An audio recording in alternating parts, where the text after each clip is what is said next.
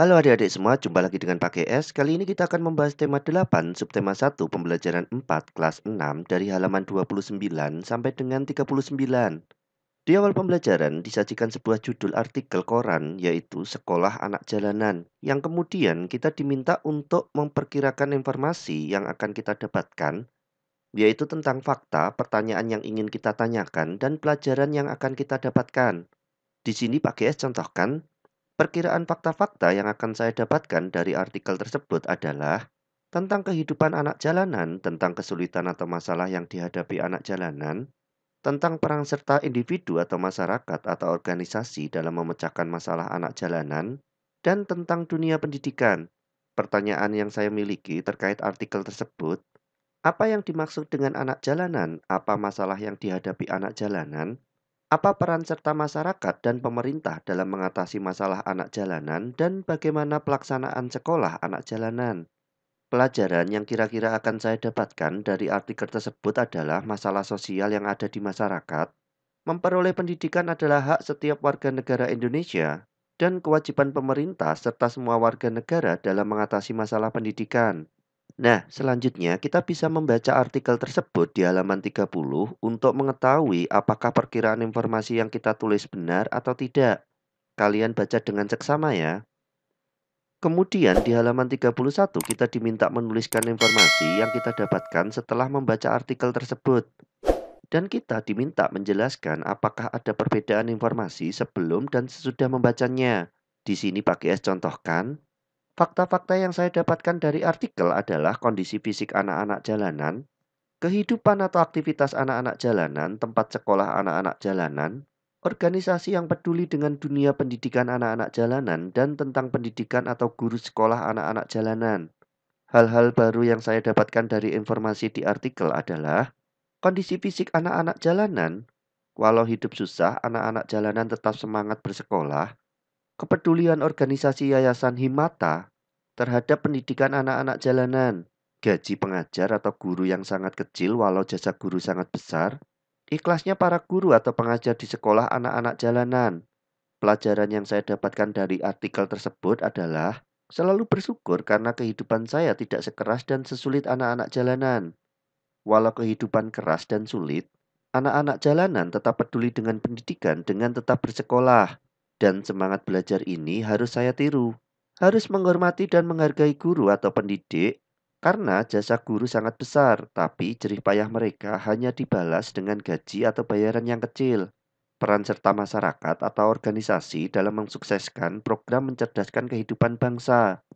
Kemudian, penjelasan tentang informasi yang saya peroleh sebelum dan sesudah membaca artikel adalah hanya ada sedikit perbedaan antara sebelum dan sesudah membaca artikel.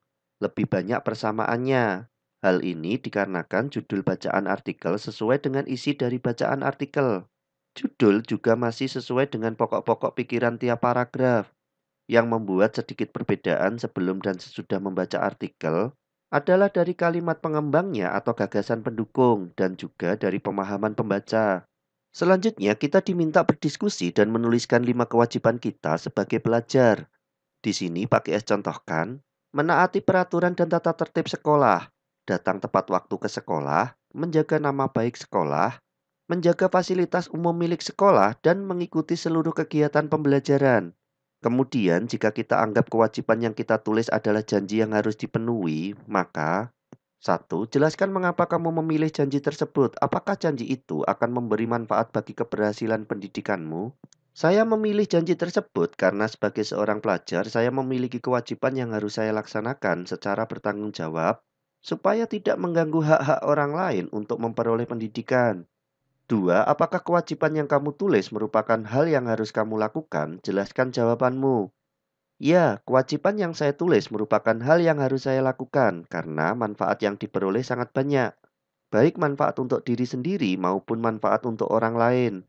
3. Apakah melaksanakan kewajiban akan memberikan manfaat bagimu? Mengapa? Melaksanakan kewajiban tersebut memberikan banyak manfaat bagi saya karena dengan melaksanakan kewajiban tersebut membuat lingkungan belajar saya menjadi nyaman, bersih, dan sehat. 4. Apa yang bisa kamu simpulkan dari kegiatan ini? Nilai-nilai apa yang kamu peroleh dari kegiatan tersebut? Setiap pelajar berkewajiban untuk menjaga lingkungan sekolah agar tetap baik dan sehat.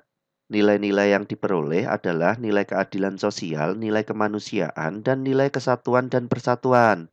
Selanjutnya disajikan sebuah peta Thailand dan sekitarnya, serta bahasan mengenai negara Thailand di halaman 34. Dan di awal halaman 35 kita diminta membuat peta pikiran dari informasi tersebut. Di sini pakai S contohkan seperti ini. Informasi penting tentang Thailand, yaitu memiliki 4 wilayah geografis, pegunungan utara banyak ditumbuhi pohon jati, sungai Chao Phraya, dan Chi, dan sungai Mun menjadi sungai utama, serta Thailand beriklim tropis. Selanjutnya disajikan informasi mengenai negara Vietnam. Dan di halaman 36 kita diminta membuat peta pikiran berdasarkan informasi tersebut. Di sini pakai S contohkan, informasi penting tentang Vietnam adalah luasnya kurang lebih 331.210 km persegi, terdiri atas bukit dan gunung berhutan lebat serta sedikit dataran rendah, memiliki Gunung Ngoc Linh dan Gunung Chu Yang Sin. Sungai Mekong dan Sungai Sangka menjadi sungai utama. Kemudian kita diminta mencari persamaan dan perbedaan informasi kedua negara tersebut. Sajikan informasi tersebut dalam bentuk tulisan 2 paragraf. Paragraf pertama berisi informasi tentang persamaan, dan paragraf kedua berisi tentang perbedaan. Tentukan gagasan utama dan gagasan pendukung dari tiap paragraf. Di sini pakai S contohkan seperti ini. Terdiri dari 2 paragraf, di mana paragraf pertama berisi persamaan negara Thailand dan Vietnam, dan paragraf kedua berisi perbedaannya. Dilengkapi dengan gagasan utama dari kedua paragraf serta gagasan pendukungnya. Nah, jika ada pertanyaan, silakan tulis di kolom komentar ya. Selanjutnya di halaman 37 dan 38 disajikan informasi mengenai ASEAN dan kerjasama ASEAN di bidang ekonomi dan politik. Kalian baca dengan seksama ya. Yang kemudian dari informasi tersebut kita diminta untuk membuat kartu informasinya. Di sini pakai SEC, kerjasama ASEAN di bidang ekonomi adalah pembukaan pusat promosi ASEAN, penyediaan cadangan pangan, penyelenggaraan proyek industri, kawasan perdagangan bebas, dan koperasi ASEAN. Kerjasama ASEAN di bidang politik adalah Defense Minister Meeting, pengiriman duta dan konsul, perjanjian ekstradisi, perjanjian kawasan bebas nuklir, dan perjanjian kawasan damai, bebas, dan netral. Nah, cukup sekian pembelajaran bersama Pak KS kali ini dan sampai jumpa di pembelajaran selanjutnya.